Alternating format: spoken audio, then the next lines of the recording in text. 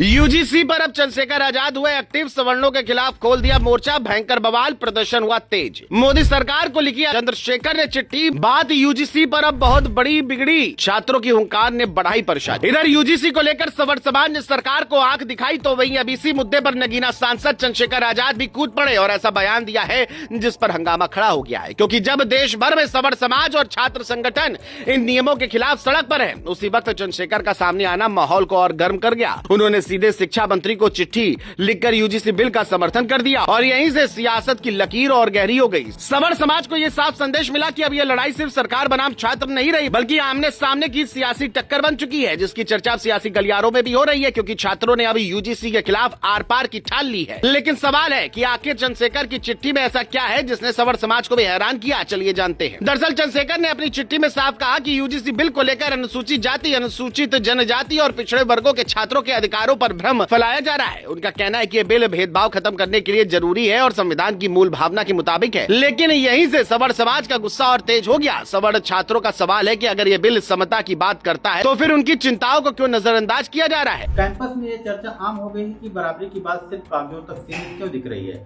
और जमीन पर डर का माहौल क्यों बन रहा है। चंद्रशेखर ने एक और बड़ा सवाल उठाया जिसने बहस को और हवा दे दी है। उन्होंने कहा कि यूजीसी के नियम सिर्फ उन्हीं संस्थानों में लागू है जो यूजीसी के दायरे में आते हैं, जबकि देश के बड़े केंद्रीय संस्थानों में ये नियम लागू नहीं होते। उनका तर्क है कि सबसे ज्यादा भेदभाव की शिकायतें इन्हीं जगहों से आती है जहां देश का भविष्य तैयार होता है। इस बयान के बाद सवर्ण समाज ने पलटकर सवाल किया कि अगर भेदभाव हर जगह गलत है तो फिर नियम लागू करने में फर्क क्यों?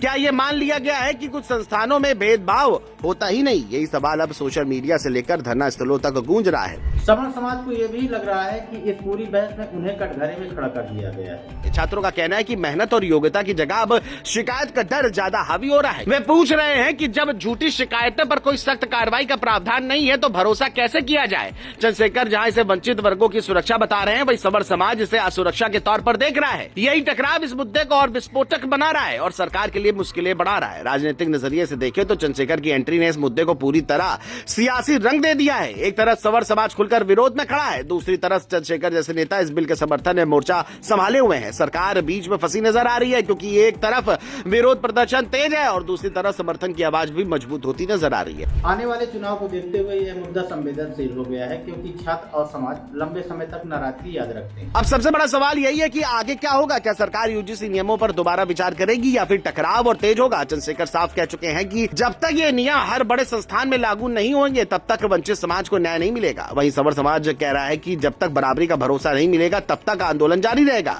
ये लड़ाई अब सिर्फ शिक्षा की नहीं रही, बल्कि विश्वास और भविष्य की बन चुकी है। जब छात्र सड़क पर है और नेता आमने सामने है तो साफ है कि यूजीसी का ये मुद्दा अभी और हिलाने वाला है और सियासत की आग जल्द बुझने वाली नहीं दिखती।